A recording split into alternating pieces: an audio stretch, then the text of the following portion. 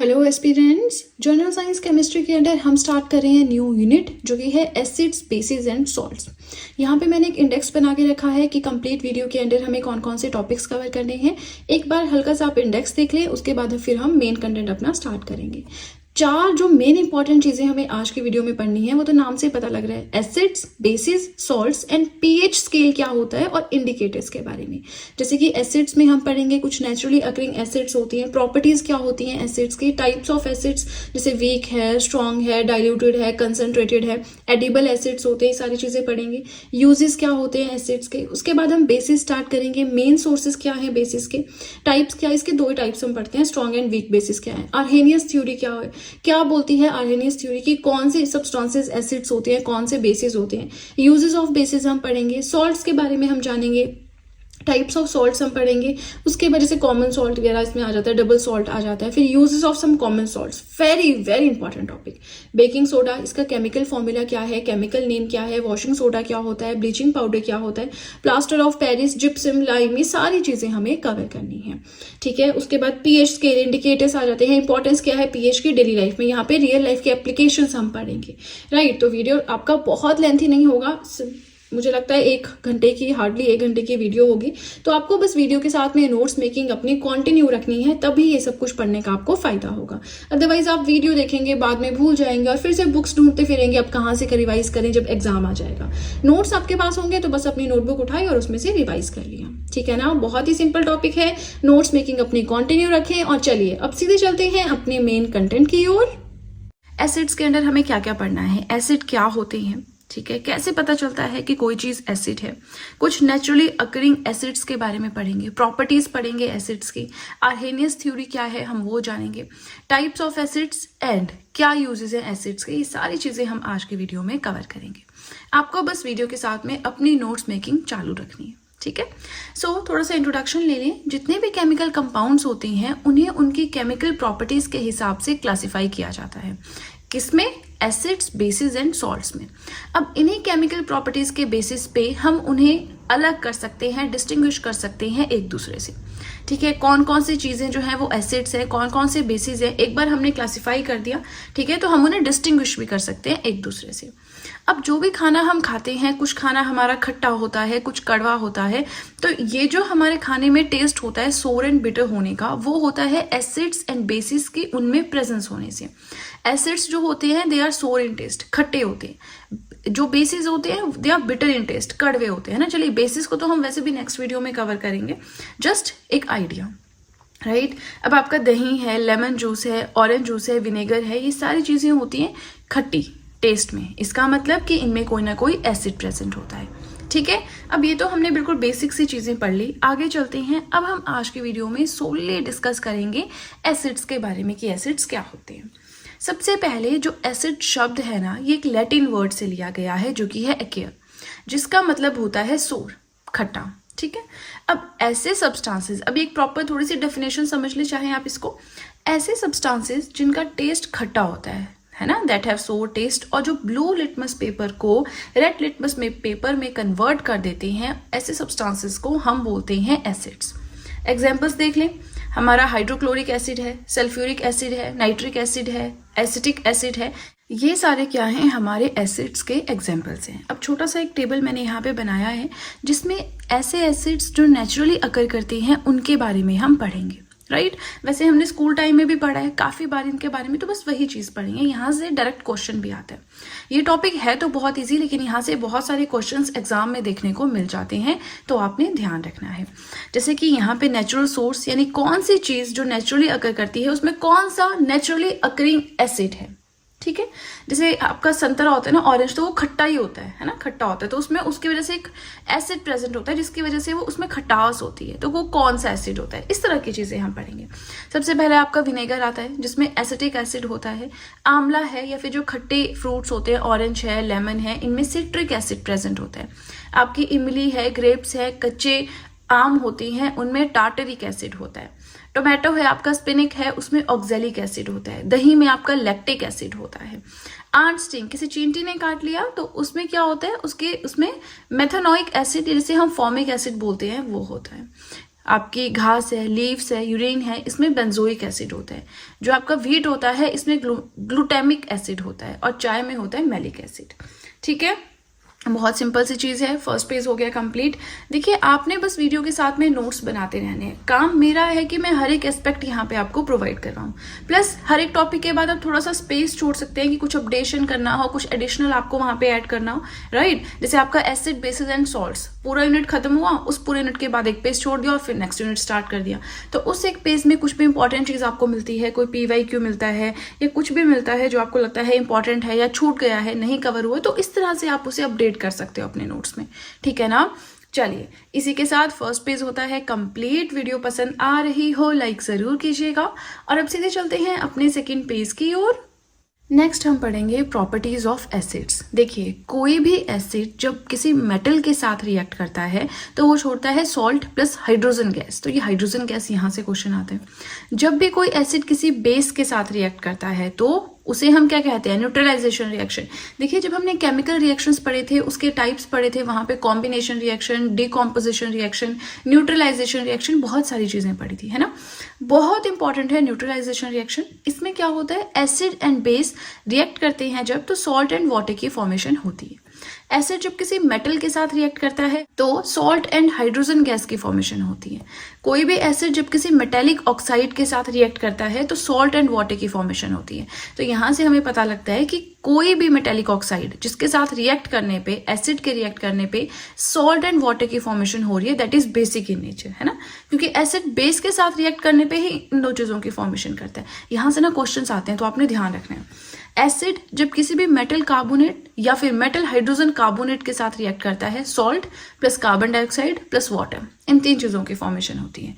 ठीक है, तो सिंपल ही है, इजी है, ये दो तो सेम ही है, 2 ही बचते हैं याद करने के लिए, है ना। तो आपने बस ध्यान रखना है। नेक्स्ट आता है आर्हेनियस थ्योरी। आर्हेनियस थ्योरी क्या बोलती है? देखिए, इस थ्योरी के हिसाब से कौन होते हैं एसिड्स, इन्होंने क्लासीफाई कर रखा है। तो ऐसे सब्सटेंसेस जिनको अगर एक्विस सॉल्यूशन में डालें, ठीक है, तो वो अलग अलग हो जाते हैं। अलग अलग हो जाते हैं एसिड्स, और अलग अलग होने पे हाइड्रोजन आयंस की फॉर्मेशन करते हैं, और हाइड्रोजन आयन के अलावा किसी और कैटायन की फॉर्मेशन नहीं करते, उन्हें हम बोलते हैं एसिड्स। सो आर्हेनियस थ्योरी है ना, अलग से थ्योरी है। तो इसके हिसाब से समझ आ गया ना क्या हुआ। एक्विस सॉल्यूशन में H पॉजिटिव आयन की फॉर्मेशन हुई तो आर्हेनियस थ्योरी के हिसाब से वो एसिड है।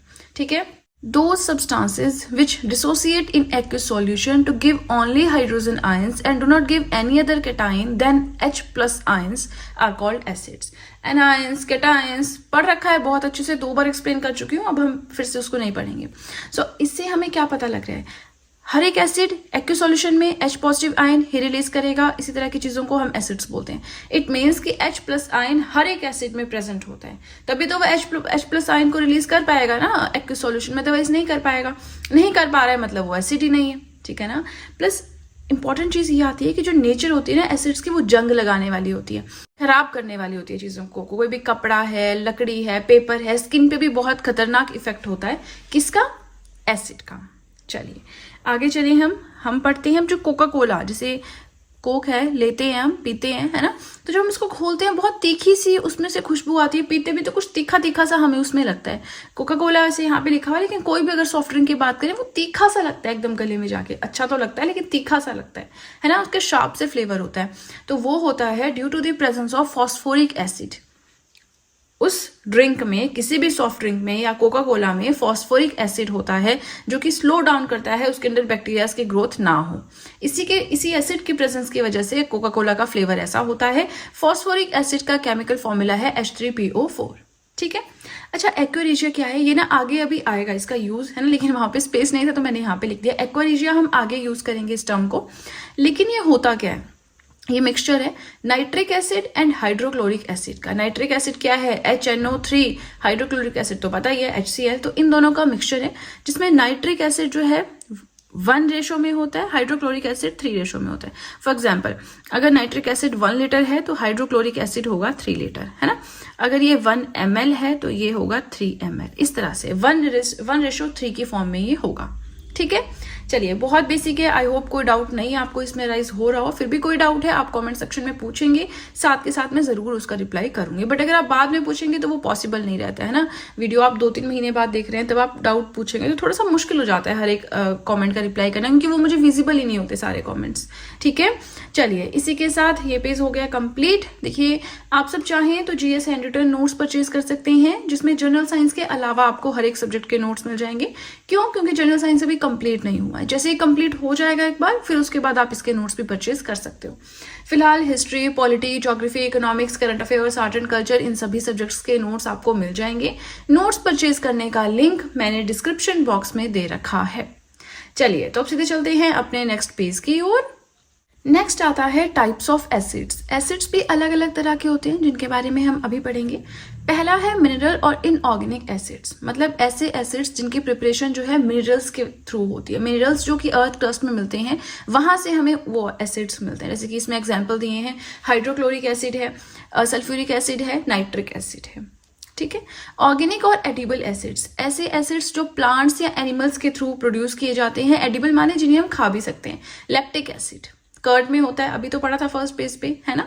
नेक्स्ट आता है हाइड्रा एसिड्स। सो हाइड्रा एसिड्स ऐसे एसिड्स होते हैं जिनमें हाइड्रोजन तो होता है लेकिन ऑक्सीजन एब्सेंट होता है। इसका एग्जांपल है HCl है, HBr यानी जिसे हम हाइड्रोजन ब्रोमाइड कहते हैं, HCN जिसे हम हाइड्रोजन साइनाइड कहते हैं। ठीक है, हाइड्रा एसिड्स यानी हाइड्रोजन प्रेजेंट होगा लेकिन ऑक्सीजन एब्सेंट होगी।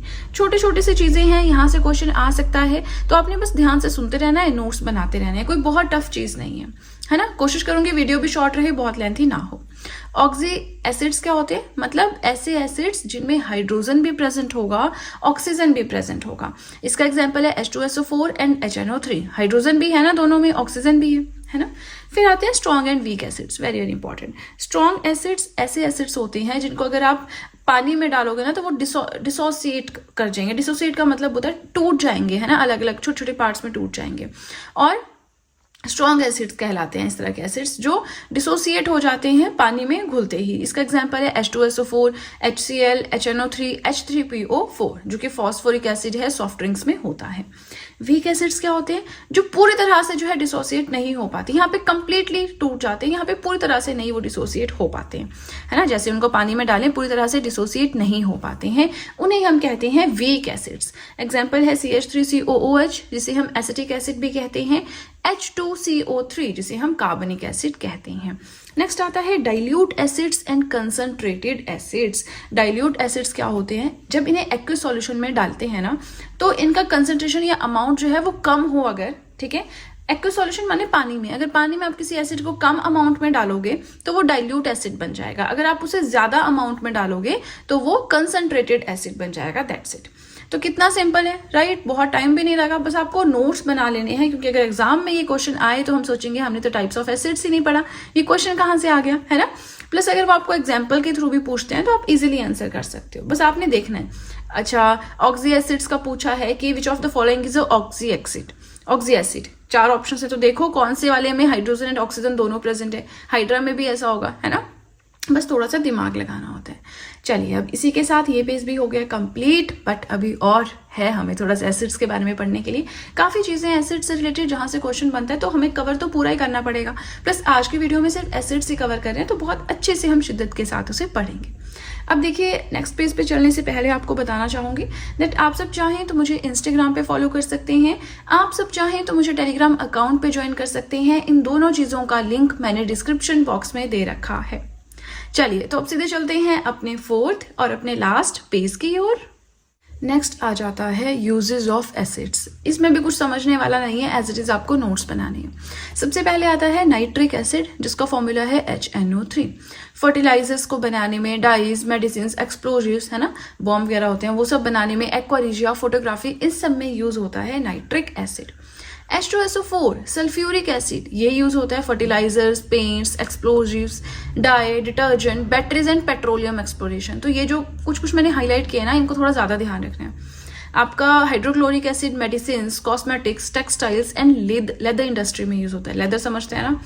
नेक्स्ट आता है बेंजोइक एसिड C6H5COOH। फूड को बचाने के लिए कि खराब ना हो, एज अ प्रिजर्वेटिव हम इसे यूज करते हैं। सिट्रिक एसिड C6H8O7, इसे भी सेम काम है।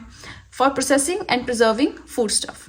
ऑक्सैलिक एसिड C2H2O4 फोटोग्राफी में यूज होता है, जो कपड़े होते हैं उनको कलर करना है, उनकी प्रिंटिंग करना है, उसमें यूज होता है ना। प्लस किसी कपड़े पे कई बार इंक स्याही का धब्बा लग जाता है या फिर जंग के स्पॉट्स लग जाते हैं, अगर आपने देखा होगा, है ना। तो उस चीज को निकालने के लिए हम ऑक्सैलिक एसिड यूज करते हैं। अच्छा, आपके लिए क्वेश्चन है, ऑक्सैलिक एसिड कौन से नेचुरली अकरिंग सब्सटेंस में होता है? फर्स्ट पेज पे ही मैंने पढ़ा है। जल्दी से मुझे बताएं कॉमेंट सेक्शन में कितने कॉमेंट्स आएंगे, उस हिसाब से मैं देखूंगी कि आप में से कितने लोग सीरियस हैं अपनी स्टडीज के लिए। नाउ नेक्स्ट आता है acetic acid CH3COOH as a vinegar use होता है, एसीटोन को बनाने में भी यूज होता है। फॉस्फोरिक एसिड कोका कोला, अभी तो हमने पढ़ा है ना, सॉफ्ट ड्रिंक्स में यूज होता है। Formic acid rubber and leather industry में यूज होता है। चलिए फ्रेंड्स, तो इसी के साथ हमारा ये एसिड वाला पार्ट हो गया कंप्लीट। सो आज की वीडियो हमारी पूरी की पूरी फोकस्ड होगी ऑन बेसिस, के बेसिस क्या होते हैं, ठीक है। तो स्कूल में हम पढ़ते हैं ना कि एसिड जो है वो ब्लू लिटमस को रेड में कन्वर्ट करते हैं, बेसिस जो है वो रेड लिटमस को ब्लू में कन्वर्ट करते हैं। तो बस वही वाला टॉपिक हम यहाँ पे कवर कर रहे हैं। आपसे बस इतनी सी रिक्वेस्ट है कि वीडियो के साथ में नोट्स बनाते रहें, आपके लिए काफ़ी ज़्यादा बेनिफिशियल ये नोट्स प्रूव होंगे। बात करें बेसिस की, तो ये भी जैसा एसिड करते हैं उससे ऑपोजिट काम करते हैं, बट वैसे ही काम करते हैं। जैसे कि लिटमस पेपर के थ्रू हम इसको आइडेंटिफाई कर सकते हैं कि कौन सी चीज़ एसिड है, कौन सी बेस है। लिटमस पेपर के बारे में भी हम पढ़ेंगे नेक्स्ट टू नेक्स्ट वीडियो में, इसी यूनिट के अंदर बिल्कुल लास्ट में। फिलहाल जो लिटमस पेपर होता है, अगर उस पर कोई बेसिक सॉल्यूशन हम डालें तो रेड लिटमस को वो ब्लू में कन्वर्ट कर देता है। और अगर red litmus paper blue colour में चेंज हो जाए, इट मीन्स कि जो हमने उस पर ड्रॉप्स डाली, सॉल्यूशन डाला था, वो एक बेस है, ठीक है। जो मिथाइल ऑरेंज पेपर होता है उसको येलो में कन्वर्ट कर देता है। एंड जनरली इनका टेस्ट होता है बिटर, ठीक है। एसिड्स का कैसा होता है? सोर, खट्टा। और बेसिस का कैसा होता है? कड़वा, ठीक है। इनके सॉल्यूशंस जो है अगर हम टच करेंगे तो वो सोप की तरह हमें लगते हैं। अब एग्जांपल है आपका पोटेशियम हाइड्रोक्साइड है, सोडियम हाइड्रोक्साइड है, ये एक इंपॉर्टेंट या जनरल से एग्जांपल्स हैं बेसिस के, ठीक है। एक आइडेंटिफिकेशन बता देती हूँ आपको बेसिस की, जिनके पीछे OH लग गया ना तो वो बेसिस ही होते हैं, ठीक है। चलिए अब हम आगे पढ़ेंगे सम बेसिस एंड देयर सोर्सेज, कुछ इंपॉर्टेंट बेसिस और उनके सोर्स कहाँ पे आपको मिलते हैं। अब जैसे ये है सोर्स लाइम वाटर, इसमें कौन सा बेस मेनली आपको मिलेगा? Calcium hydroxide. यहाँ से ना क्वेश्चंस आते हैं तो इन चीज़ों को आपने एज इट इज याद कर लेना है, ठीक है। Lime water, calcium hydroxide. Antacid milk of magnesia, किसे बोलते हैं? मैग्नीशियम हाइड्रोक्साइड को। सोप्स, है ना, सोप्स हम पढ़ते हैं, हार्ड सोप पढ़ते हैं, सॉफ्ट सोप पढ़ते हैं। तो जो सोप वाला कंसेप्ट है, सोप्स में होता है बेस सोडियम हाइड्रोक्साइड या फिर potassium hydroxide. Suitable for cleaning window glasses. अच्छा, विंडो ग्लासेस, शीशे के जो ग्लास होता है ना, उसको साफ करने के लिए कौन सा हम बेस यूज करते हैं? तो वो होता है अमोनियम हाइड्रोक्साइड। ये चार आपने एज इट इज याद कर लेने हैं। अब आगे चलते हैं एंड पढ़ते हैं टाइप्स ऑफ बेसिस के बारे में। तो जैसे हमने एसिड्स में पढ़ा था ना, बहुत सारे हमने बेसिस पढ़े थे, डाइल्यूटेड, कंसंट्रेटेड, स्ट्रॉन्ग, वीक, है ना। तो वैसे ही मिनरल, नेचुरल, एडिबल, वैसे ही हम बेसिस की क्लासिफिकेशन भी पढ़ेंगे, लेकिन सिर्फ दो तरह से हम बेसिस को क्लासिफाई कर सकते हैं। एक होते हैं आपके स्ट्रॉन्ग बेसिस, एक होते हैं आपके वीक बेसिस। स्ट्रॉन्ग बेसिस क्या होते हैं? ऐसे basis which completely dissociate in water, जिनको पानी में डालो और वो बिल्कुल से अलग अलग हो जाते हैं, है ना। वीक बेसिस क्या होते हैं? ऐसे बेसिस जो ढंग से अलग नहीं हो पाते, पार्शियली डिसोसिएट हो जाते हैं वाटर में। अच्छा, हमने अर्हेनियस थ्योरी पढ़ी थी एसिड्स में, है ना। तो वो क्या करते हैं कि हमने क्या पढ़ा था एसिड्स में कि ऐसे सब्सटेंसेस जो एक्वस सॉल्यूशन में H पॉजिटिव आयंस को डिसोसिएट करते हैं कंप्लीटली, उन्हें हम बोलते हैं एसिड्स। बेसिस में भी हम पढ़ेंगे, बेसिस में आपका आ जाता है OH नेगेटिव आयंस, ठीक है। वो मैं आपको नेक्स्ट पेज पे पढ़ाऊंगी, बट उसी की यहाँ पे बात हो रही है तो थोड़ा सा आपको पता होना जरूरी था। अब देखिए, स्ट्रॉन्ग बेसिस हो गए ऐसे बेस जो कंप्लीटली डिसोसिएट हो जाते हैं वाटर में, जिसका एग्जांपल है कैल्शियम हाइड्रोक्साइड है, सोडियम हाइड्रोक्साइड है, पोटेशियम हाइड्रोक्साइड है। प्लस ऑक्साइड्स एंड हाइड्रोक्साइड्स, जो भी alkali metals and alkali earth metals के जितने भी ऑक्साइड्स एंड हाइड्रोक्साइड्स होते हैं वो स्ट्रॉन्ग बेसिस होते हैं, ठीक है। ये वैसे आप समझने के लिए याद कर सकते हैं। इसके अलावा वीक बेसिस हमने समझ लिया, ऐसे बेसिस जो पार्शियली डिसोसिएट होते हैं वाटर में, उन्हें हम बोलते हैं वीक बेसिस। इसके एग्जांपल है iron oxide, NH4OH, magnesium OH2, है ना। तो ये आपने एज इट इज, ये है अमोनियम हाइड्रोक्साइड, ये है मैग्नीशियम हाइड्रोक्साइड, ये है आयरन, ठीक है। चलिए फर्स्ट पेज हो गया कंप्लीट। देखिए हम ना यूनिट नंबर 4 पढ़ रहे हैं केमिस्ट्री का, तो अगर आपने यूनिट नंबर 1 जो कि मैटर था, यूनिट 2 एटॉमिक स्ट्रक्चर है ना, तो अगर आपने यूनिट 3 हमने केमिकल रिएक्शंस एंड बॉन्ड्स पढ़ा था, फिर हम unit 4 acid basis and salts पे आए थे। सब कुछ मैंने हैंड रिटन नोट्स के थ्रू पढ़ाया है। अगर आपने अभी तक सारी वीडियोज नहीं देखी हैं, if you are new to the channel, मैंने ना डिस्क्रिप्शन बॉक्स में सबसे पहले टॉप पे एक लिंक दिया है, वो केमिस्ट्री की प्लेलिस्ट का लिंक है। आपको जस्ट उस प्लेलिस्ट के लिंक के ऊपर क्लिक करना है। तो अभी तक जितनी भी वीडियोस मैंने केमिस्ट्री की अपलोड की हैं वो सारी सीक्वेंस में, क्रोनोलॉजी में आपको मिल जाएंगी, एंड देन 1 बाय 1 आप सीक्वेंस में उन्हें देख भी सकते हैं। ठीक है, लिंक कहाँ मिलेगा? डिस्क्रिप्शन बॉक्स में सबसे पहला लिंक, राइट। इसी के साथ देखिए, आप सब चाहें तो मुझे इंस्टाग्राम पे भी फॉलो कर सकते हैं, आप सब चाहें तो मुझे टेलीग्राम अकाउंट पे भी ज्वाइन कर सकते हैं। इन दोनों चीज़ों का लिंक भी मैंने डिस्क्रिप्शन बॉक्स में दे रखा है। चलिए, तो अब सीधे चलते हैं अपने सेकंड पेज की ओर। नेक्स्ट आता है प्रॉपर्टीज, कि क्या प्रॉपर्टीज होती हैं बेसिस की। एसिड्स की भी पढ़ी थी हमने सेम इसी तरह से, कि एसिड मेटल से रिएक्ट करता है तो क्या बनता है, एसिड बेस से रिएक्ट करता है तो क्या बनता है, बस वैसे ही हम यहाँ पे पढ़ेंगे। तो प्रॉपर्टीज स्टार्ट करते हैं। पहला है कि बेसिस जनरली सॉल्युबल होते हैं वाटर में। Exceptions are always there, but हम जनरल सी प्रॉपर्टीज यहाँ पे कवर कर रहे हैं। कोई भी बेस जब किसी मेटल के साथ रिएक्ट करता है तो सॉल्ट एंड हाइड्रोजन गैस को एमिट करता है।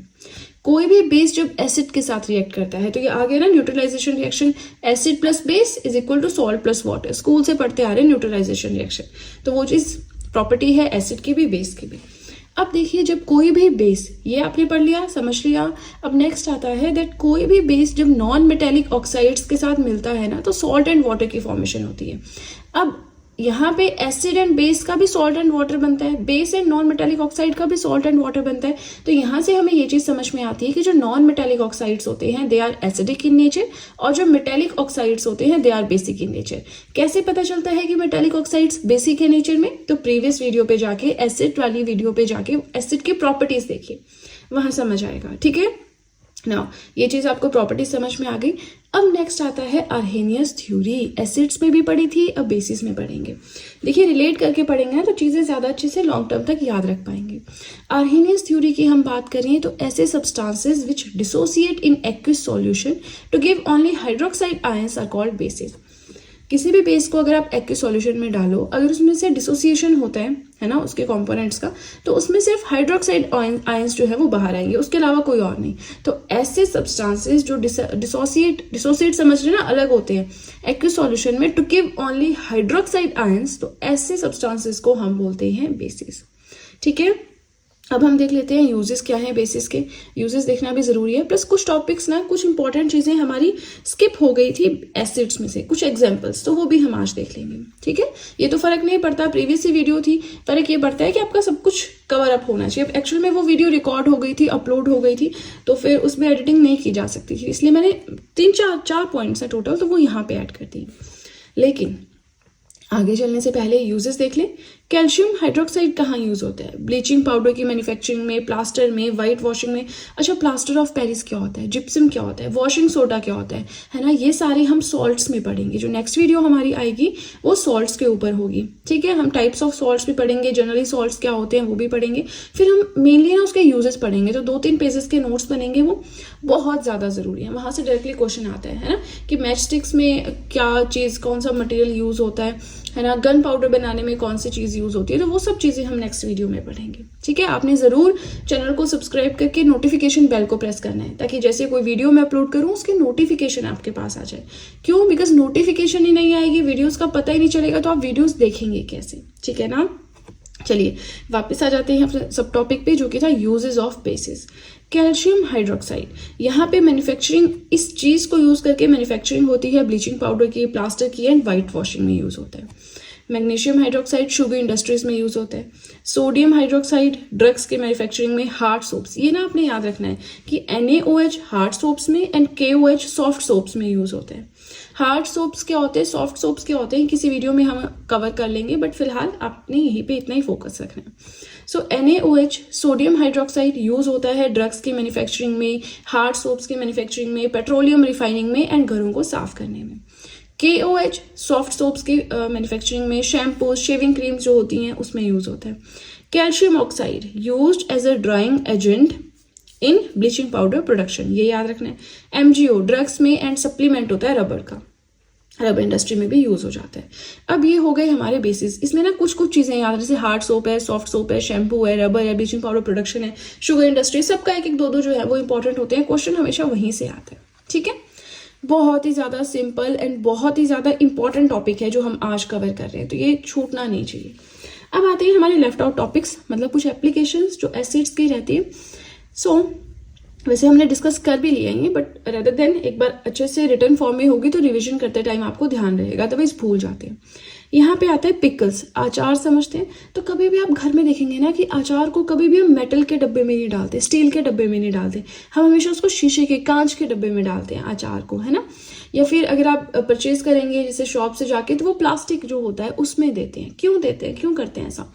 पिकल्स को हमेशा ग्लास जार में रखते हैं, क्योंकि अगर हम मेटेलिक में डालेंगे, है ना, स्टील में, किसी भी मेटल के उसमें डालेंगे, तो जो पिकल में एसिड प्रेजेंट होता है, सिट्रिक एसिड होता है, अचार खट्टा होता है ना, खट्टी चीजों में सिट्रिक एसिड होता है, तो सिट्रिक एसिड उस मेटल के साथ रिएक्ट करता है एंड मेटल ऑक्साइड बना देता है, जो कि फिर हम खाएंगे तो हमारी बॉडी के लिए हार्मफुल होता है और वो खराब भी हो जाता है, ठीक है।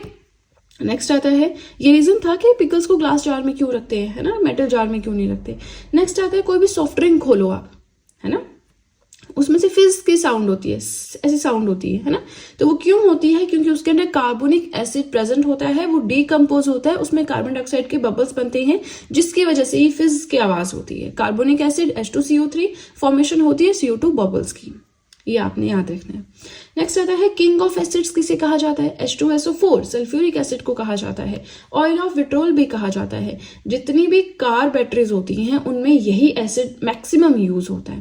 प्लस बात करें एटमॉस्फेयर ऑफ वीनस की, तो वीनस क्या है? मरकरी, वीनस, अर्थ, मार्स, हम क्या पढ़ते हैं? प्लैनेट्स पढ़ते हैं। 8 प्लैनेट है, मरकरी के बाद वीनस, यानी दूसरा प्लैनेट नियरेस्ट टू द सन है मरकरी, सॉरी वीनस। पहला मरकरी है, दूसरा वीनस है। तो जो दूसरा नियरेस्ट प्लेनेट है टू द सन, वीनस, इसका एटमॉस्फेयर जो होता है वो बना होता है व्हाइट एंड येलो कलर के क्लाउड्स ऑफ सल्फ्यूरिक एसिड।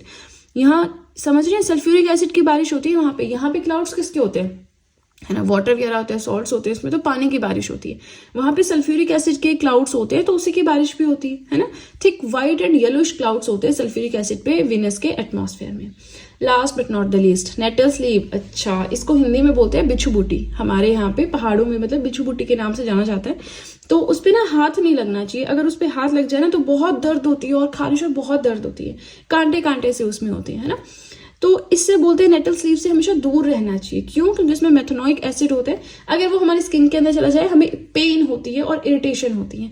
अब इसका इलाज भी उसके पास में एक जड़ी बूटी होती है, अब मुझे नाम नहीं पता, बट उसके पास में ही होता है। तो उस पत्ते को निकाल के अगर हाथ पे लगा लें, बाजू पे जहां भी लगाए, तो वो दर्द 1-2 मिनट में ठीक हो जाती है ना। तभी बोलते हैं घास फूस में ध्यान से चलना चाहिए अगर काम भी कर रहे हो घास का, ठीक है। चलिए, इसी के साथ हमारा आज का टॉपिक हो गया कंप्लीट। आज के वीडियो में हम सॉल्ट्स के बारे में पढ़ेंगे। आप लोगों का क्वेश्चन होगा कि सॉल्ट्स में पढ़ने के लिए है क्या? टेबल सॉल्ट, कॉमन सॉल्ट, यही सब चीजें नहीं। देखिए, यूजेस आते हैं सॉल्ट्स के, जिसमें कौन सा सॉल्ट कहाँ पे यूज होता है, जैसे कि वॉशिंग सोडा है, ब्लीचिंग पाउडर है, प्लास्टर ऑफ पेरिस है, जिप्सम है, ये सारी चीजें जो है एग्जाम में पूछी जाती है डायरेक्टली, राइट। तो एक बहुत ही इंपॉर्टेंट टॉपिक हम आज के वीडियो में स्टार्ट कर रहे हैं। आप बस वीडियो के साथ में अपने नोट्स मेंटेन करते रहें। देखिए, सॉल्ट्स क्या होते हैं?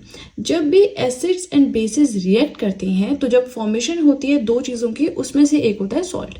हम पढ़ते हैं ना न्यूट्रलाइजेशन रिएक्शन, जिसमें एसिड बेस के साथ रिएक्ट करता है एंड सॉल्ट एंड वाटर की फॉर्मेशन होती है, ठीक है। तो उसी सॉल्ट की हम बात कर रहे हैं। वही चीज यहाँ पे लिखी हुई है, that obtained by the reaction of acid and base and such reactions are called neutralisation reactions. अब कैसे ऑब्टेन होते हैं सॉल्ट्स? देखिए, these are obtained by the replacement of hydrogen of the acid by a base. मैंने क्या कहा? Acid and base जब react करते हैं तो सॉल्ट एंड वाटर बनता है। लेकिन कैसे रिएक्ट करते हैं? तो देखिए, जब हाइड्रोजन जो मॉलिक्यूल होता है एसिड का, जैसे यहाँ पे एसिड क्या है, ये सोडियम हाइड्रोक्साइड है, ये हाइड्रोक्लोरिक एसिड है ना। तो यहाँ पे जो एसिड में जो हाइड्रोजन होता है ना, उसको रिप्लेस किया जाता है बेस के द्वारा। उस टाइम पे फॉर्मेशन होती है सॉल्ट की। जैसे यहाँ पे हाइड्रोजन को रिप्लेस कर दिया गया, ठीक है, और बचा क्या? यहाँ पे Cl बच गया, Cl के साथ सोडियम ने रिएक्ट किया और ये बन गया सोडियम क्लोराइड, जो कि एक सॉल्ट है। हर एक चीज में ऐसा होता है, ठीक है। एसिड जो होता है उसमें हाइड्रोजन होना ही होना है, होगा ही होगा। तो हाइड्रोजन को जब रिप्लेस कर दिया जाता है एक एसिड में किसी भी बेस के द्वारा, तो उस टाइम पे जो फॉर्मेशन होती है तब होती है सॉल्ट की फॉर्मेशन, प्लस वाटर गैस कुछ भी बन सकता है। ठीक है, अब यहाँ पे अगर देखिए replaced by Na of NaOH, तो वो मैंने आपको समझा दिया, एक एग्जाम्पल लेके हमने समझ लिया। अब हम आगे जानेंगे कि टाइप्स भी होते हैं सॉल्ट्स के। ठीक है, तो 4 तरह के हम टाइप्स आज के वीडियो में डिस्कस करेंगे। जैसे कि पहला आ गया आपका सिंपल सॉल्ट्स, है ना। सिंपल सॉल्ट्स ये बनते हैं formed by the complete replacement of hydrogen atom from acid by a metal. एक मेटल के द्वारा एक एसिड में जो हाइड्रोजन एटम प्रेजेंट होता है उसको पूरी तरह से जब रिप्लेस कर दिया जाता है, उस टाइम पे फॉर्मेशन होती है सिंपल सॉल्ट्स की। ठीक है, टेबल सॉल्ट भी इसको बोलते हैं, रॉक सॉल्ट भी इसको बोलते हैं। एग्जाम्पल्स दिए हैं, सोडियम क्लोराइड है, यहाँ पे आयरन सल्फेट है, पोटेशियम सल्फेट है, पोटेशियम क्लोराइड है, ये सारे सॉल्ट्स हैं। क्या समझ में आ रहा है? जब आगे चलेंगे ना तब आपको समझ में आएगा कि क्या बात हो रही है। एक एसिड में से हाइड्रोजन एटम को पूरी तरह से रिप्लेस कर दिया गया तो सिंपल सॉल्ट बन गया। एसिडिक सॉल्ट क्या होते हैं? Formed by the incomplete neutralisation of acids. Acids की इनकम्प्लीट न्यूट्रलाइजेशन होती है। इसका मतलब क्या है?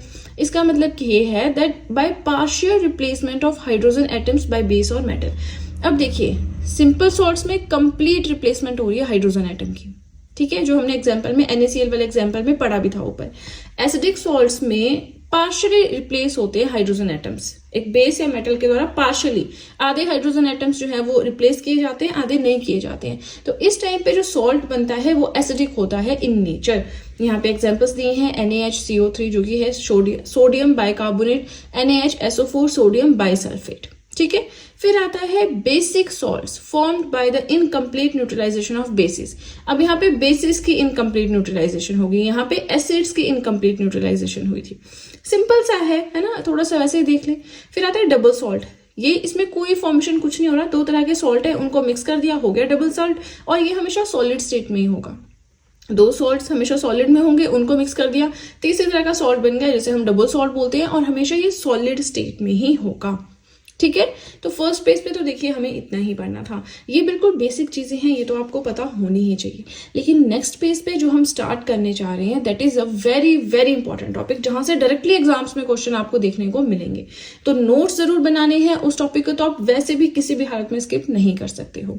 ठीक है ना। एंड वन मोर थिंग, देखिए केमिस्ट्री में यूनिट नंबर 1 से पढ़ते पढ़ते यूनिट नंबर 4 तक पहुंचे है ना। तो अगर आपने first, second and third unit नहीं देखा है, if you are new to the channel और आप डायरेक्टली इसी वीडियो पे आए हैं, तो मैंने डिस्क्रिप्शन बॉक्स में एक लिंक दे रखा है। लिंक है केमिस्ट्री की प्लेलिस्ट का। अगर आप उस लिंक के ऊपर क्लिक करेंगे, टॉप वाला लिंक है, अगर आप उस पर क्लिक करते हैं तो अभी तक की जितनी भी वीडियोस मैंने केमिस्ट्री के अंदर जो भी पढ़ाया है, हर एक यूनिट 4 या 5 पार्ट्स में पढ़ाया होता है। एक वीडियो में बहुत लेंथी हो जाता है, इसलिए तो हर एक यूनिट के 4, 5, 6 ऐसे पार्ट्स है। तो आपको वहां पे ना उस लिंक में सारी प्लेलिस्ट एक सीक्वेंस में मिल जाएगी, लेक्चर नंबर 1 से आगे जो भी हम पढ़ रहे हैं वहां तक। ठीक है, उन्हें आप देख सकते हैं, नोट्स बना सकते हैं, टॉपिक्स को समझ सकते हैं, आपके लिए काफी बेनिफिशियल वो रहेगा। चलिए, तो अब सीधे चलते हैं अपने सेकेंड पेज की ओर। नेक्स्ट हम स्टार्ट करेंगे with the uses of some common salts, जो कि मैंने आपको कहा एक बहुत ही इंपॉर्टेंट टॉपिक है।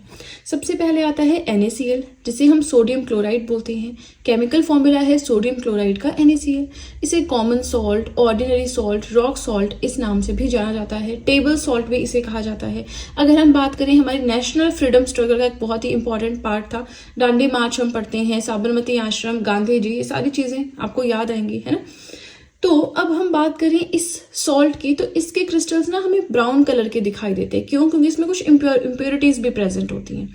ठीक है, तो इतना नहीं इसमें आता, सिर्फ यही कि नाम कॉमन सॉल्ट का क्या फॉर्मूला है, रॉक सॉल्ट आ गया, ऑर्डिनरी आ गया, टेबल सॉल्ट आ गया, तो आपको ध्यान रखना है वो NaCl होता है। जो नमक हम खाने में भी डालते हैं ना, दैट इज ऑल्सो NaCl। ठीक है, नेक्स्ट आता है NaHCO3।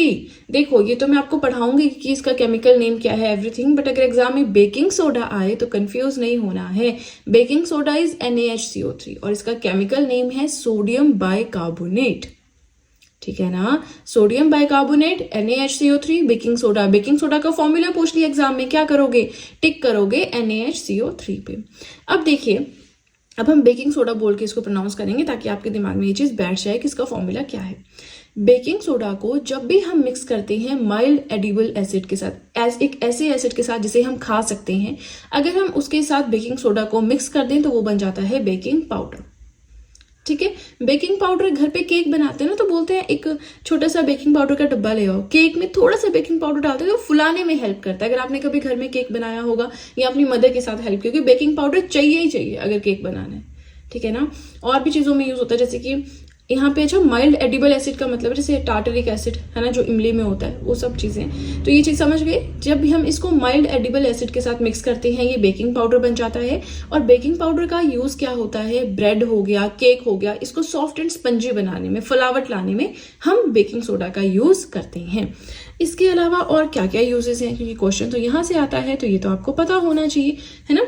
तो एज एन एंटीसेप्टिक भी यूज हो जाता है, कोई स्किन इन्फेक्शन हो गया तब भी आप इसको यूज कर सकते हैं। जो फायर एक्सटिंग्विशर डिवाइसेस होते हैं, है ना, कहीं पे आग लग गई तो उसके लिए जो भी आग बुझाने के लिए जो डिवाइसेस फायर एक्सटिंग्विशर आती है वो पूरी बैन आती है ना, तो उसमें जो डिवाइसेस लगे होते हैं अंदर वहां भी बेकिंग सोडे का यूज होता है। किसी चींटी ने आपको काट लिया, मधुमक्खी ने काट लिया, किसी मक्खी ने काट लिया, तो अब देखिए उस टाइम पे हमने पढ़ा है कि जब हमने एसिड्स पढ़े थे ना कि किसमें कौन सा एसिड नेचुरली प्रेजेंट होता है, इमली में, खट्टी चीजों में, विनेगर में, आंट स्टिंग, बे स्टिंग, है ना, ये सब कुछ एसिड्स ऐसे हैं, कुछ चीजें ऐसी हैं जिनमें नेचुरली कुछ एसिड्स प्रेजेंट होते हैं। जैसे चींटी के काटने से या मधुमक्खी के काटने से मेथनोइक एसिड या फॉर्मिक एसिड जो उनके अंदर होता है, वो उसकी वजह से जब वो हमें काटते हैं, डंक मारते हैं, तो हमें जो है पेन और इरिटेशन होना स्टार्ट हो जाती है।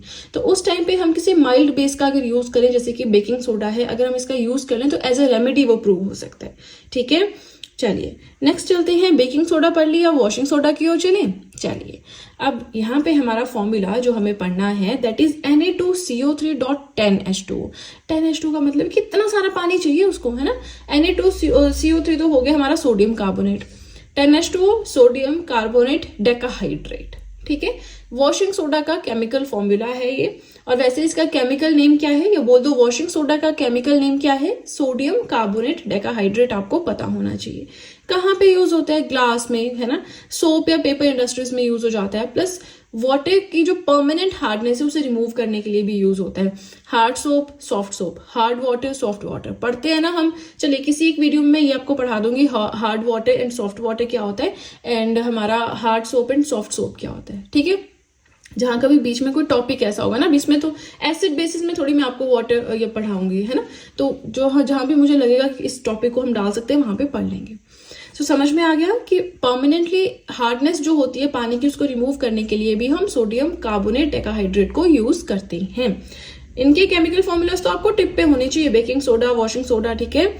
नेक्स्ट हमारी दो चीजें आती है, इनका एक ही पर्पज है कि मेडिसिनल पर्पजेस के लिए यूज होती है दवाइयों के फॉर्म में। क्या नाम है, एप्सम सॉल्ट्स एंड कोलोमल।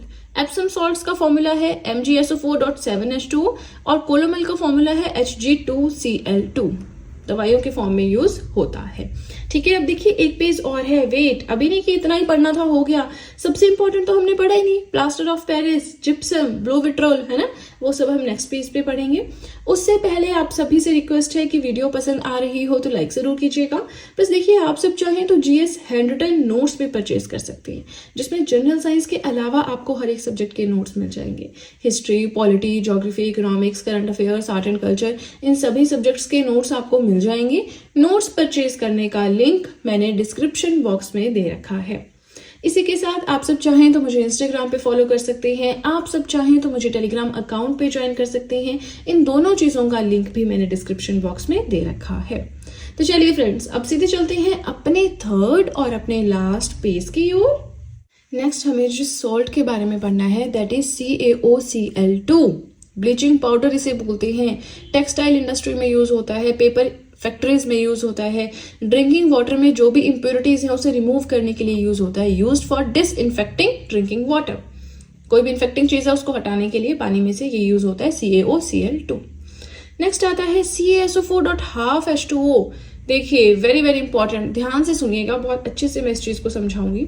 सो ये आपका है calcium sulphate hemihydrate. Calcium sulphate hemihydrate, इसे प्लास्टर ऑफ पेरिस भी कहते हैं। तो क्वेश्चन आ गया, प्लास्टर ऑफ पेरिस का केमिकल नेम क्या है, calcium sulphate hemihydrate, chemical formula क्या है, कैल्शियम या CaSO4.5H2O। ये है केमिकल नेम, ये है chemical formula. Plaster of Paris क्या होता है, देखिए जब भी हम जिप्सम को हीट करते हैं तो उसको हीट करने से जो चीज हमें मिलती है that is plaster of Paris, ठीक है, समझ में आ गया। ये जिप्सम क्या है, CaSO4.2H2O। अब ये एक व्हाइट कलर का पाउडर होता है, ठीक है, जिसको हम अगर वाटर के साथ मिक्स कर दें तो वो एक हार्ड सॉलिड मास में चेंज हो जाता है, जिसे हम बोलते हैं जिप्सम। चलिए सिंपल समझते हैं। घर में पाउडर यूज करते हो, है ना, पाउडर में पानी डाल दो, उसको अच्छे से घोलो, मिक्स करो तो एक लिक्विड बन जाएगा, ठीक है। चलिए समझ में आ गया। अब वही जो आपका व्हाइट कलर का पाउडर है ना, डर्मिकोल या जो भी है, नाइसिल, कुछ भी ले लो, तो वो जो पाउडर है वो हो गया आपका plaster of Paris, just for an example, ठीक है। वो प्लास्टर ऑफ पेरिस है, मतलब plaster of Paris powder form में होता है। जब हमने उसमें पानी डाला, उसे मिक्स किया, तो वो एक लिक्विड बन गया, भारी चीज बन गई, है ना, तो वो व्हाइट कलर का एक पेस्ट बन गया। वो पेस्ट क्या होता है? वो पेस्ट होता है जिप्सम। और ये जो जिप्सम होता है, जो कि लिक्विड है, व्हाइट कलर का पेस्ट है, पानी के ऐड करने से बना है, इसको हम कहीं भी प्लास्टर करना हो, हड्डी टूट गई हो, बोलते हैं ना अपनी भाषा में, अरे प्लास्टर हो गया यार, है ना, हम तो वैसे बोलते हैं प्लास्टर, पर वो प्लास्टर ऑफ पेरिस होता है। तो वो जो प्लास्टर लगता है वो जिप्सम का बना होता है। प्लास्टर ऑफ पेरिस में पानी डाल के जिप्सम बनता है। उस जिप्सम को हमारे टांग, हाथ, बाजू, जहां भी हड्डी टूटे हो वहां पे उसको लगाते हैं और हड्डी फिर जो है अपनी सही लोकेशन पे आ जाती है, मतलब सही हो जाती है। तो वही चीज है, use to plaster fractured bones, जहां से हड्डी टूटी है वहां पे प्लास्टरिंग कर देते हैं। टॉयज को बनाने के लिए, डेकोरेशन का सामान बनाने के लिए हम यूज करते हैं प्लास्टर ऑफ पेरिस को। कैसे? उसमें पानी डाल के, क्या बन गया? जिप्सम। तो plaster of Paris and gypsum कोई अलग चीज नहीं है। देखो यहाँ पे देखो, CaSO4 dot half H2 dot 2H2, मतलब यहाँ पे पानी कम है इसके कंपैरिजन में, 1.5 गुना और पानी डाल दो तो फिर हमारा जिप्सम बन जाता है, एक लिक्विड कलर का पेस्ट बन जाता है व्हाइट कलर का, ठीक है। चलिए नाउ मोस्ट इंपॉर्टेंट चीजें हम पढ़ चुके हैं, छोटी छोटी चीजें आती है, इंपॉर्टेंट ये भी हैं, ऐसा नहीं सोचना कि बस आगे नहीं देखना, मैं हमने बोल दिया कि इंपॉर्टेंट चीजें पढ़ ली, ये तो हमने बहुत ही इंपॉर्टेंट चीजें पढ़ ली, ये सारे भी बहुत ही कम इंपॉर्टेंट है थोड़ा सा, है ना, बट इंपॉर्टेंट है, राइट। KNO3 पोटेशियम नाइट्रेट कहाँ पे यूज होता है? As a fertiliser, gunpowder में यूज होता है, मैच स्टिक्स, आपके जो माचिस की डिब्बी होती है उसमें यूज होता है, फायर क्रैकर्स, पटाखों में भी यूज होता है। पोटैश एलम, ये है इसका फॉर्मूला, याद करने की जरूरत नहीं है, only used in the purification of water, थोड़ा सा पता होना चाहिए। मैग्नीशियम हाइड्रोक्साइड कहाँ पे यूज होता है? खाना बहुत खा लेते हैं, कई बार कुछ रहता है, एसिडिटी बहुत हो जाती है, कई लोग चाय बहुत पीते हैं, फिर पेट पकड़ के बैठे रहते हैं, है ना, तो एसिडिटी हो जाती है, तो उस केस में, एसिडिटी के केस में एक रेमेडी की तरह यूज होता है magnesium hydroxide, used as a remedy for hyperacidity in the stomach, ठीक है ना।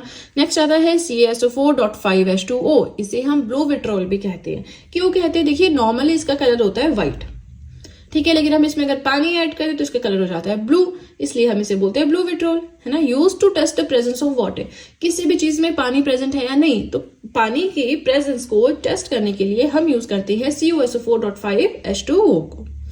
नेक्स्ट आता है CaO very very important, last में लिखा है बट इंपॉर्टेंट बहुत है। CaO हो गया हमारा कैल्शियम ऑक्साइड, ये तो हम सिंपल देख के बता देते हैं। इसे लाइम या क्विकलाइम भी कहा जाता है। अगर हमें ग्लास की मैन्युफैक्चरिंग करनी है, सीमेंट की मैन्युफैक्चरिंग करनी है, तो हम CaO को यूज करते हैं। अब कई बार क्या होता है ना, जमीन है ना, जो लोग खेती बाड़ी करते हैं वो बहुत फर्टिलाइजर्स को यूज करते हैं वैसे भी, है ना, लेकिन अगर वो एक्सेसिवली यूज कर ले फर्टिलाइजर्स को, तो उससे क्या होता है, जमीन बहुत ज्यादा एसिडिक हो जाती है।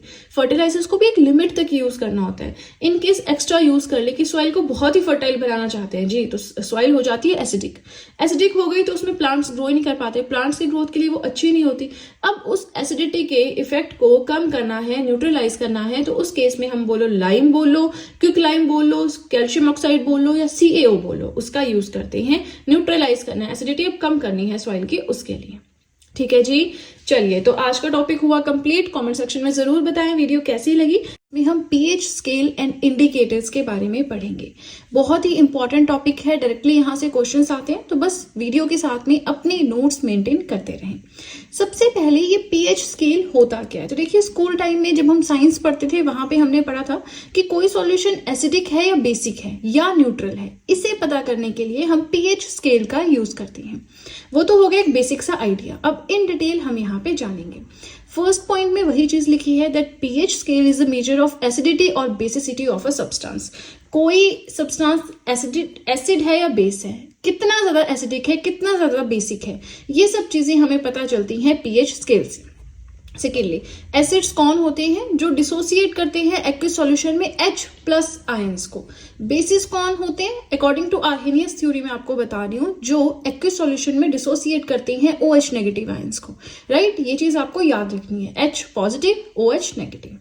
नाउ पीएच स्केल एक ऐसा स्केल है जो यूज किया जाता है जिसके अंदर हम हाइड्रोजन आयन कंसंट्रेशन किसी सॉल्यूशन में कितनी है उसे मेजर करते हैं। उसी के हिसाब से हम पहले तो ये पता चल जाए अगर हाइड्रोजन आयन कंसंट्रेशन कम है या ज्यादा है, उस हिसाब से पता चल जाता है कि सब्सटेंस एसिड है या बेस है ना। उसके बाद कितना ज्यादा है कितना कम है, तो उसके हिसाब से उस सब्सटेंस की एसिडिटी एंड बेसिसिटी का पता लगता है। देखिए मैंने आगे पीएच स्केल भी बना रखा है, तो उसके ऊपर हम थोड़ा ज्यादा अच्छे से इसे समझेंगे। अब एक क्वेश्चन आता है कि पीएच में एच तो हो गया फॉर हाइड्रोजन, पी क्या है? P means power.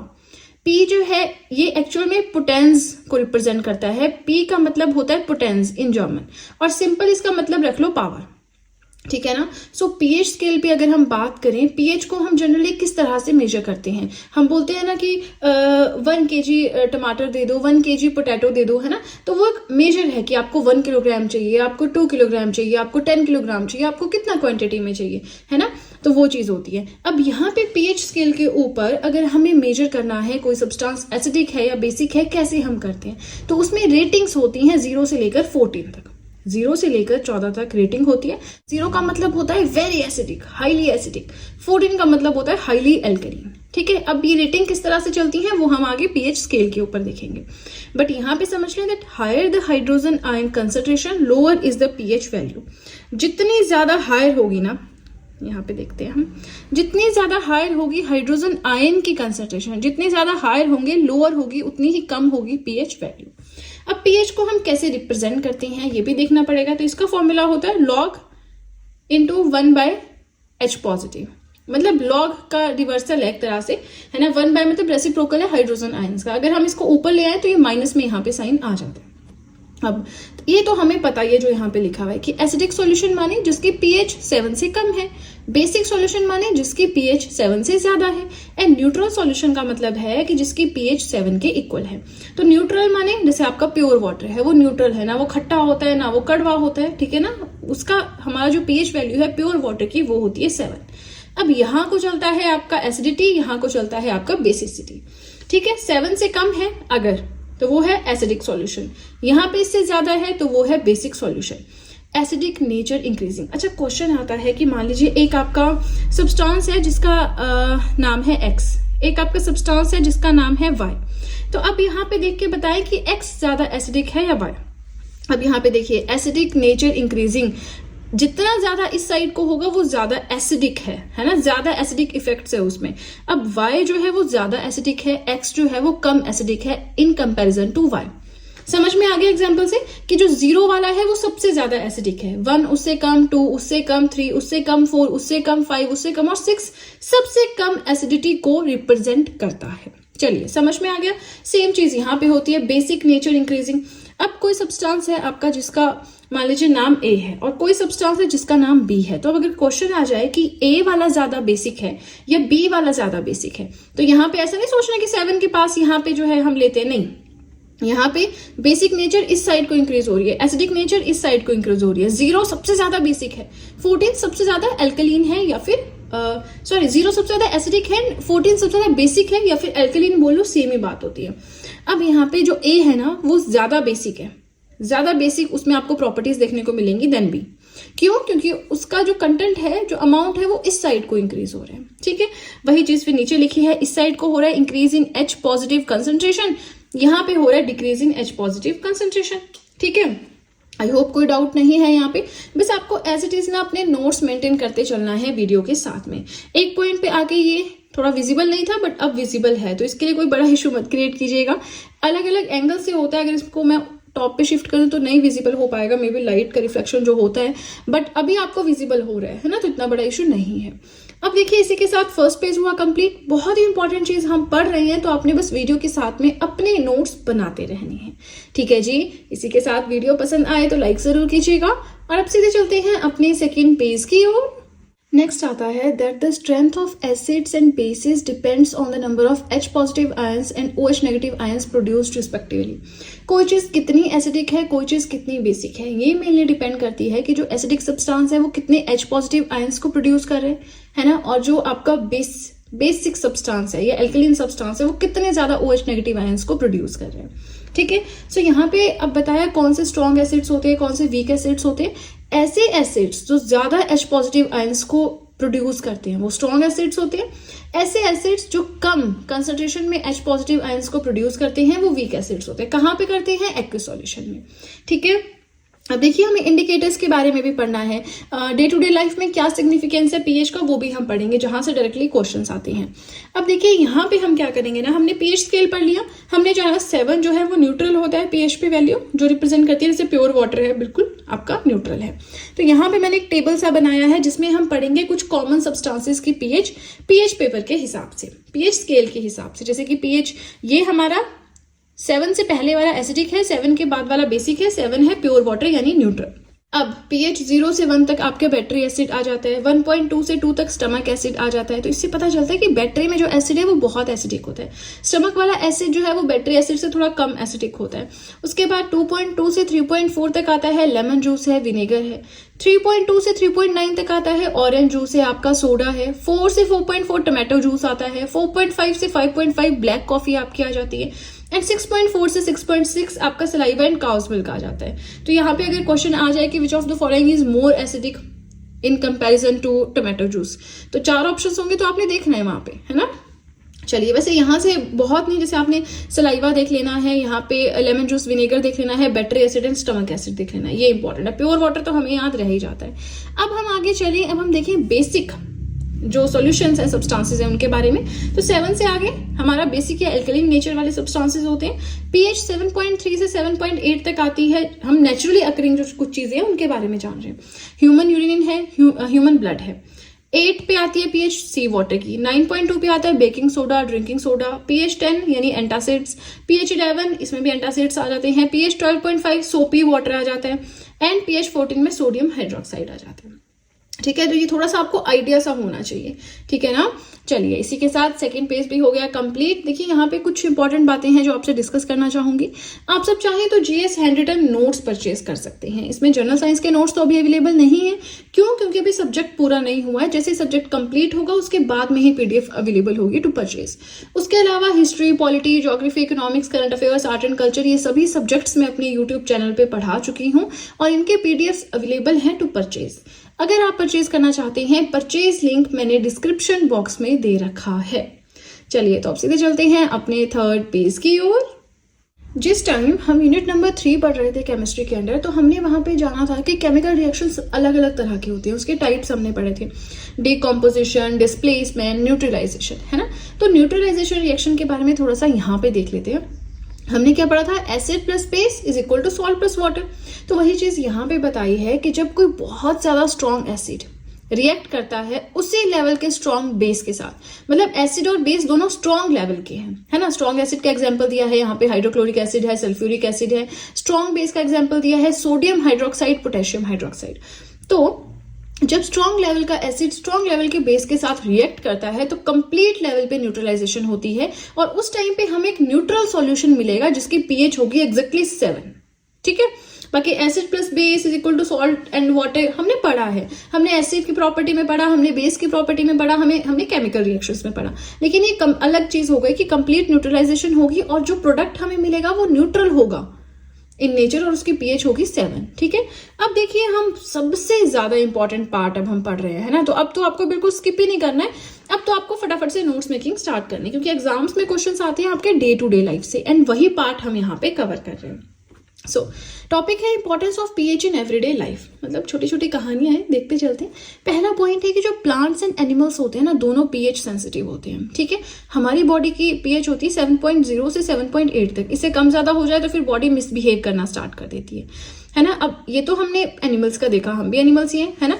तो प्लांट्स में भी ऐसे ही होता है। अब अगर हम देखें जो एक्वेटिक एनिमल्स होते हैं उनका देखें अगर, तो नदियां हैं, ठीक है। अगर एसिडिक रेन हो जाती है तो उसकी वजह से जो पीएच है ना नदी के पानी की, रिवर वाटर की, वो 5.6 से कम हो जाती है ना। मतलब पानी जो है वो भी एसिडिक हो जाता है। तो ऐसे केस में जो एक्वेटिक लाइफ है रिवर्स में वो इम्पॉसिबल सी हो जाती है, डिफिकल्ट हो जाती है। एक्वेटिक लाइफ माने जो मछलियां या और भी जो एक्वेटिक मेरीन लाइफ टाइम जिनका है, वो पानी के अंदर जो रहते हैं, मछलियां मगरमच्छ जो भी हैं, तो उनके लिए पानी में सर्वाइव करना टफ हो जाता है।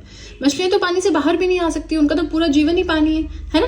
तो अगर एसिडिक रेन होगी तो रिवर का जो वाटर है वो एसिडिक हो जाएगा इन नेचर, और अगर इन केस पीएच 5.6 से कम हो गई तो एक्वेटिक लाइफ इन सिचुएशंस में बहुत ज़्यादा डिफिकल्ट हो जाती है। चलिए एक क्वेश्चन है ऐसा आपको आ सकता है ना। सेकेंड आता है excessive use of fertilisers makes the soil acidic. Fertilisers हम समझते हैं क्या होते हैं। अगर कोई जमीन ऐसी है बंजर है ना, उसको ज़्यादा उपजाऊ बनाना है, फर्टाइल बनाना है, तो उस केस में क्या किया जाता है, फर्टिलाइजर्स को यूज़ किया जाता है। लेकिन अगर गलती से आपने बहुत ज़्यादा फर्टिलाइजर्स यूज़ कर लिए तब भी उस जमीन की उपजाऊ क्षमता खत्म हो जाती है ना। तो उस केस में बताया गया है कि क्या कर सकते हैं। अगर तो देखिए यहाँ पे हमने बहुत फर्टिलाइजर्स यूज किए, सॉइल हो गई आपकी एसिडिक इन नेचर। अब इस एसिडिटी को कम करना है भाई, हमने तो उस पर उगाना है कुछ, तो उसके लिए हम quick lime and slack lime use करते हैं, calcium oxide and calcium hydroxide use करते हैं। इन केस सॉइल बहुत बेसिक है इन नेचर तो हम ऑर्गेनिक मेथड यूज करते हैं जो कि एसिड है। अब बेस के ऊपर एसिड यूज कर रहे हैं, एसिड के ऊपर बेस यूज कर रहे हैं ताकि न्यूट्रलाइज हो सके चीजें, ठीक है ना, नॉर्मल सॉइल हो सके, फर्टाइल हो सके, ताकि प्लांट्स की ग्रोथ हो और फिर फार्मर्स को भी फायदा हो, है ना। चलिए क्वेश्चन आ जाता है कि आपकी सॉइल एसिडिक है क्या यूज करेंगे, सॉइल बेसिक है तो क्या यूज करेंगे। ठीक है, फर्टिलाइजर्स के यूज करने से सॉइल कैसी हो जाती है, एसिडिक हो जाती है इन नेचर। अब आते हैं ह्यूमन बॉडी की ओर, जिसमें हम अपने स्टमक के बारे में जानेंगे।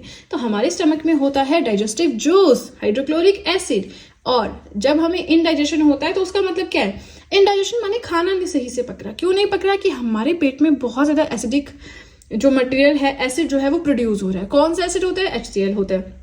अब बहुत ज्यादा एसिड प्रोड्यूस हो रहा है, डाइजेशन सही से हो नहीं रहा, तो हमें पेन एंड इरिटेशन स्टार्ट हो जाती है। तो जब एसिडिटी हो जाती है, बोलते हैं ना इनो ले लो, इनो ले लो, 2 मिनट में एसिडिटी गायब। आपने ऐड देखी होगी। तो वो इनो क्या है, दैट इज अ बेस, ठीक है ना। एसिडिटी हो गई है पेट में, कैसे न्यूट्रलाइज होगी, न्यूट्रलाइजेशन रिएक्शन के थ्रू। कैसे करोगे न्यूट्रलाइजेशन रिएक्शन, कोई बेसिक चीज उसमें डालोगे, कैसे डालोगे, कोई बेस वाली दवाई खा लो, गोली खा लो, इनो पी लो, है ना। तो वही चीज है कि जब एसिडिटी बहुत हो गई जिससे हमें पेन एंड इरिटेशन हो रहा है, तो इस पेन से शांति पाने के लिए हम बेसिस का यूज करते हैं, जैसे कि मैग्नीशियम हाइड्रोक्साइड हो गया, लोग इसको यूज करते हैं, which helps in neutralising the excess acid. Excess acid जो पेट में हो गया है उसे न्यूट्रलाइज करने में वो हेल्प करता है। नेक्स्ट आता है बी स्टिंग। ये सारे ना हमें वैसे पता होते हैं, लेकिन थोड़ा सा नाम वगैरह आपको यहाँ पे याद रखना है। जैसे यहाँ पे आपको organic matter, CaO, slack lime याद रखना है, यहाँ पे बेस MgOH हो गया, ये याद रखना है। तो इस तरह की कुछ चीजें हैं जहां से डायरेक्ट क्वेश्चंस एग्जाम में आते हैं। नेक्स्ट आ गया बी स्टिंग। किसी चींटी ने काट दिया, मधुमक्खी ने काट दिया, तो उनके अंदर क्या होता है, फॉर्मिक एसिड होता है। अब एसिड है, कैसे न्यूट्रलाइज होगा, जब बेस लगाएंगे। बेस माने बेकिंग सोडा लगा लिया, जिसका हम केमिकल फॉर्मूला बोलते हैं सोडियम हाइड्रोजन कार्बोनेट है। कैलेमाइन लगा लिया, जिंक कार्बोनेट जिसे बोलते हैं। अगर हम चोट लगे हुए एरिया पे लगाएं तो हमें बहुत ज्यादा राहत मिलती है। ठीक है, एक एग्जाम्पल अभी हम और ऐसा पढ़ेंगे ना, उसके बाद हम इंडिकेटर्स स्टार्ट करेंगे कि इंडिकेटर्स क्या होते हैं। तो वो भी एक तरह से एसिडिटी, बेसिसिटी किसी सब्सटेंस की जो होती है उसे डिटेक्ट करते हैं। ठीक है, अब चलिए नेक्स्ट पेज पे चलते हैं, बट उससे पहले वीडियो पसंद आ रही हो तो लाइक जरूर कीजिएगा। प्लस इसी के साथ आप सब चाहें तो मुझे इंस्टाग्राम पे फॉलो कर सकते हैं, आप सब चाहें तो मुझे टेलीग्राम अकाउंट पे ज्वाइन कर सकते हैं। इन दोनों चीजों का लिंक मैंने डिस्क्रिप्शन बॉक्स में दे रखा है। तो चलिए फ्रेंड्स, अब सीधे चलते हैं अपने 4th और अपने लास्ट पेज की ओर।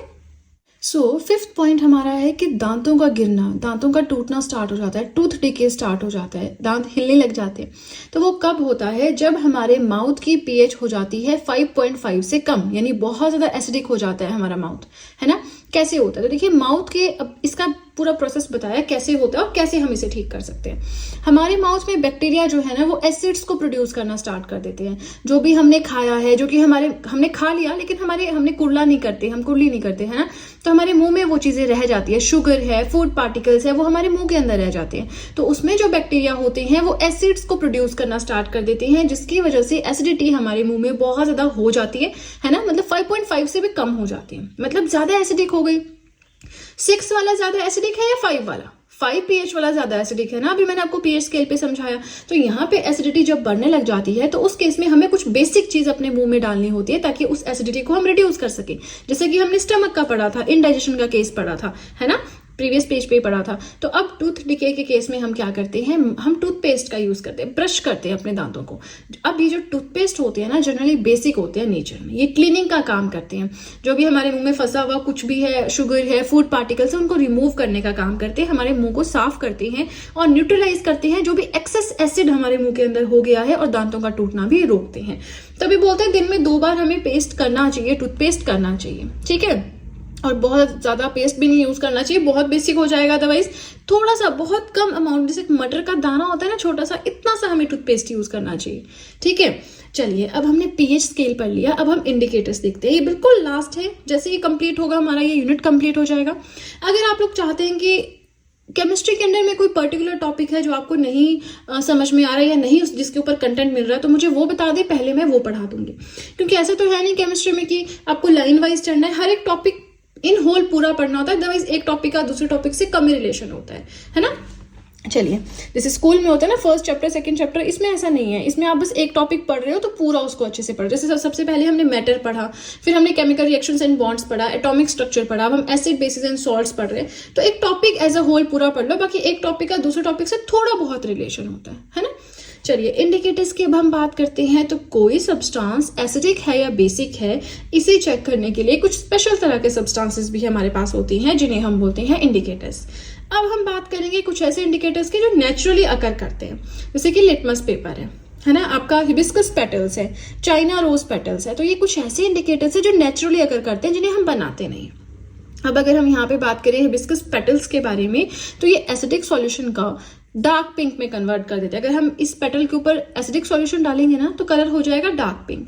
इसके ऊपर अगर हम बेसिक सॉल्यूशन डालेंगे तो कलर हो जाएगा ग्रीन। ठीक है, चलिए अब हम बात कर लेते हैं लिटमस पेपर की। सबसे ज्यादा ना हम लिटमस पेपर ही यूज करते हैं, और सबसे ज्यादा मैं आपको बताऊं कि बहुत इजीली अवेलेबल भी यही है। ठीक है, चलिए लिटमस पेपर की बात करें तो पर्पल कलर का एक पिगमेंट होता है जो कि लिचन प्लांट जो है थैलोफाइटा ग्रुप का, उसमें से ये निकाला जाता है। अब सबसे ज्यादा यूज किया जाने वाला इंडिकेटर है, एंड मेनली ये red and blue litmus paper में मिलता है ना। तो हम पढ़ते हैं एसिड ब्लू को रेड में करते हैं, जो बेस है वो रेड को ब्लू में करते हैं, पढ़ते हैं हम, तो बस वही चीज है। अब ये हमारा आज का बिल्कुल छोटा सा लास्ट टॉपिक है, that colour of indicators in different media. अलग अलग इंडिकेटर यूज करें तो एसिडिक एंड बेसिक सॉल्यूशन का उस पर क्या फर्क पड़ेगा। मिथाइल ऑरेंज इंडिकेटर लेंगे, बेस उसके ऊपर डालेंगे तो वो येलो हो जाएगा, कोई एसिडिक चीज उसके ऊपर डालेंगे तो वो रेड हो जाएगा। राइट, मिथाइल रेड आप इंडिकेटर लो, उस पे बेसिक सॉल्यूशन येलो कलर देगा and acidic medium red colour देगा। आप यहाँ पे फिनोल फिथैलिन लो, बेसिक सॉल्यूशन उस पे पिंक कलर देगा, एसिडिक मीडियम कोई कलर नहीं देगा, कलरलेस हो जाएगा। Litmus paper basic blue, acidic red, acidic medium blue to red convert करता है ना, बेसिक रेड टू ब्लू करता है, पढ़ा तो है हमने। तो आपको कंफ्यूजन नहीं होना चाहिए। यहाँ से भी ना पहले एक टाइम पे बहुत डायरेक्ट क्वेश्चंस आते थे, अब कुछ टाइम से आना बंद हो गए, बट आप देख ले एग्जामिनर का क्या पता कब क्या डाल दे, है ना। चलिए, इसी के साथ आज का टॉपिक एंड हमारा यूनिट हो गया कंप्लीट। आई होप मैंने जो पढ़ाया आपको समझ में आया है, वीडियो अच्छी लगी है, और अगर वीडियो अच्छी लगी है तब तो आपको बहुत ही ज्यादा अच्छे से पता है कि क्या करना है। जल्दी से कर दीजिए चैनल को सब्सक्राइब, बेल आइकन को कीजिए प्रेस, सो दैट मैं जैसे कोई वीडियो अपलोड करूं सबसे पहले नोटिफिकेशन आपके पास पहुंचे। प्लस जो भी आपके फ्रेंड्स हैं जो भी गवर्नमेंट एग्जाम्स के लिए प्रिपेयर कर रहे हैं, उनके साथ भी मेरे चैनल का लिंक जरूर शेयर करें, so that in handwritten notes का उन्हें भी कुछ फायदा हो सके। तो चलिए फ्रेंड्स, आज के लिए इतना ही, अब हम मिलेंगे नेक्स्ट वीडियो में। So that's it and see you soon.